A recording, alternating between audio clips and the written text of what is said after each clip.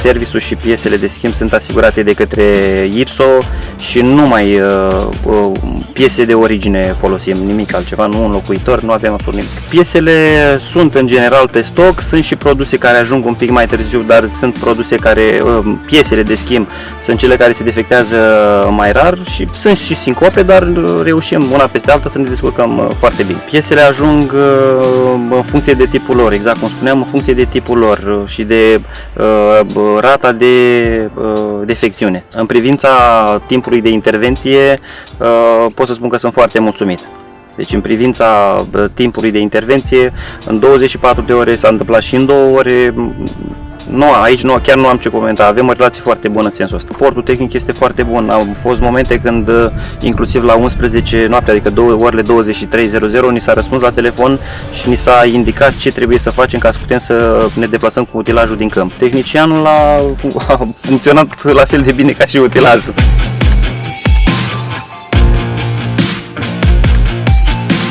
Pot să spun că cel mai important este serviciul după ce cumperi un utilaj. Degeaba iei utilajul de la o firmă și dacă nu-ți oferă suportul necesar pentru a-l folosi. Pentru mine, după achiziția unui utilaj, serviciul reprezintă al doilea criteriu de alegere, datorită unor defecțiuni care pot apărea și trebuiesc rezolvate în cel mai scurt timp ca să putem să ne facem lucrările la timp. În perioada de campanie pot să spun că de echipa IPSO de service sunt foarte mulțumit. Am avut cazuri când am avut defecțiuni la ora 12 și în cel mai scurt timp, însemnând 2-3 ore, s-a rezolvat problema. Pot să spun că dintre toate firmele de utilaje agricole din zona noastră, cu IPSO am cea mai bună relație, chiar și în weekend. Am avut ceva probleme în weekend, m-au ajutat, chiar dacă nu au fost la muncă, le-am rezolvat prin telefon, am mai fost nevoie de piese, m-au ajutat și de aceea pot să spun că sunt foarte mulțumit. În relația cu utilajele noastre achiziționate de la IPSO, pot să spun că sunt foarte mulțumit de tehnicieni, sunt foarte prompți, sunt ajutători, sunt lângă fermier. Achiziționez piese de la IPSO datorită faptului că sunt piese originale și sunt mult mai bune decât cele aftermarket. Când am avut nevoie de piese, urgent, că au mai fost probleme în campanie la combine, la tractoare, pot să spun că majoritatea pieselor le-am găsit pe stoc și dacă nu le-am găsit pe stoc, în 24 de ore am avut piese.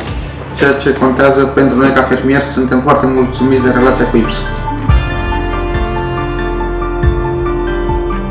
Lucrăm numai cu IPSO Agricultură, cu serviciul și cu piesele de schimb, care e în regulă și serviciul, băieții sunt prompți. Am sunat, a venit, schimbăm uleiul, filtre, tot ce ține de schimbul de întreținerea utilajelor. Suportul tehnic e o treabă foarte bună.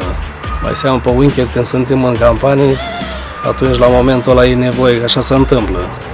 Să mergi trebuie să schimbi uleiul la tractor, trebuie să-ți iei o piesă care a căzut și trebuie reparat rapid și e o treabă foarte bună.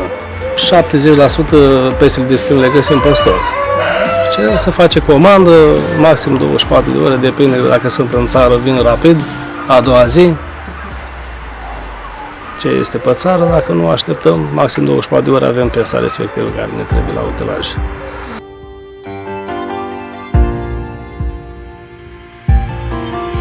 Serviciul are o mare importanță, mai ales timpul de reacție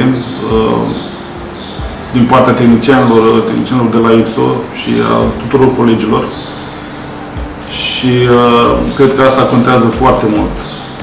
Orice utilaj până la urmă are probleme, chiar dacă le vrem sau chiar dacă nu, și faptul că mergem în continuare și cu IPSO sau doar cu IPSO momentan pe partea de întreținere, asta înseamnă că ei își fac bine treaba și avem rezultate împreună. Ca suport tehnic, tot timpul am avut o poartă deschisă sau o ușă deschisă, un telefon deschis, tot timpul am fost ajutați. Chiar dacă serviciul duminică, de exemplu, nu funcționează sau în timpul campaniei, chiar sâmbătă și duminica au fost alături de noi, avem tot timpul o linie deschisă. Piesele de schimb în general, le găsim în stoc sau nu sunt în stoc. Nu chiar toate sunt în stoc, pentru că, din ce am înțeles, și politica fiecărei firme este de a nu ține valori foarte mari în stoc. Timpul de reacție sau timpul de așteptare sunt maxim 2-3 zile pentru utilaje, pentru piese mai scumpe, mai rare. În general, pentru accesorii simple, e o zi, 2 maxim. Serviciul a fost alături de mine de când am achiziționat utilajele și chiar dacă au fost probleme, s-au rezolvat în cel mai scurt timp posibil. Timpul maxim de intervenție este în funcție de solicitare. Dacă noi avem și are disponibilitate un tehnician prin zonă, timpul e foarte scurt. Dacă nu, a doua zi să rezolvă problema. Suportul tehnic în afara orelor de program este ok. Adică sâmbătă, cel puțin când am apelat, s-a rezolvat problema. Duminica n-am fost probleme și cu tehnicienii am colucrat foarte bine. Nu au fost probleme, sunt foarte ok din punct de vedere și tehnic și colaborarea noastră între mine și ei. Majoritatea pieselor de schimb le achiziționăm de la Ipso Agricultură, de la Fetești. Marea majoritate pieselor sunt în stoc, dar sunt și piese care așteptăm pe comandă, 24 de ore, 48, în funcție de piesele pe care le comandăm.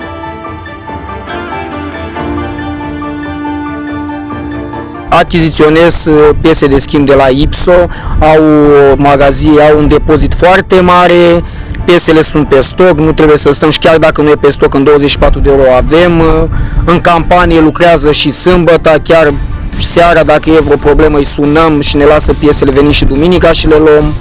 Chiar nu la serviciul este foarte bun, băieții sunt de o calitate excepțională, prompți, adică dacă îi sunăm automat, dacă nu vin în ziua, când îi sunăm că o fi prea târziu, automat dimineața, la prima oră sunt în curte.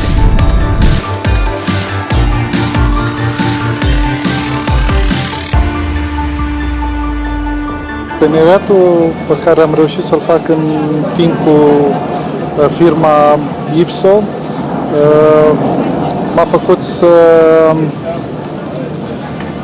cumpăr doar produse John Deere și serviciile vis-a-vis de întreținere, de servisare, pentru mine a fost la un standard foarte ridicat. Acesta a fost și un motiv care m-a făcut să cumpăr în continuare produse John Deere.